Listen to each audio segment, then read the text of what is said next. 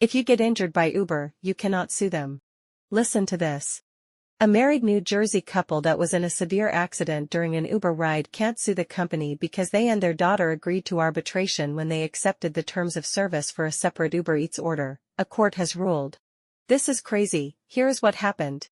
John McGinty and Georgia McGinty were sitting in the back seat of an Uber ride in March 2022 when the driver sped through a red light and was T-boned by another car, resulting in serious physical, psychological, and financial damages, a filing said.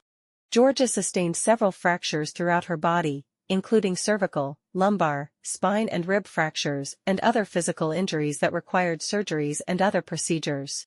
This is crazy. Meanwhile, John has diminished use of his left wrist and a fractured sternum. They tried taking Uber to court for a jury trial, but an appellate court recently ruled they can't because they previously agreed to Uber's updated terms and conditions requiring arbitration, which are the same in the Uber Eats and Uber Ride app. Uber is evil.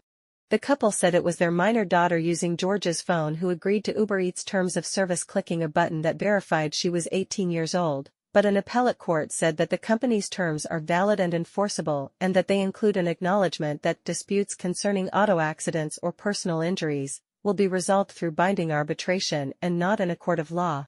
Uber, in response, said that Georgia McGinty agreed to Uber's terms of use, including the arbitration agreement, on multiple occasions, including in early 2021, and took Uber rides after agreeing to those terms.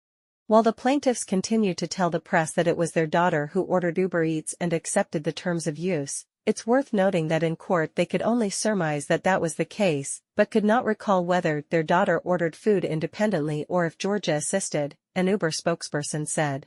The McGintys said in a statement that they're surprised and heartbroken and that the appellate court's decision has exacerbated the pain and suffering we've experienced since the collision.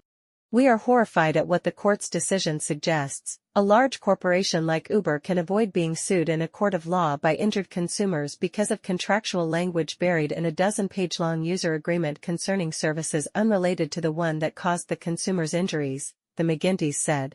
Prior to this most recent ruling in September, a lower court said Uber's arbitration clause wasn't enforceable because the pop-up with the terms of service fail, to clearly and unambiguously inform plaintiff of her waiver of the right to pursue her claims in a judicial forum. Uber appealed that decision, and the judges agreed with the company that its terms of services were enforceable. If that was me, I would steal their ass.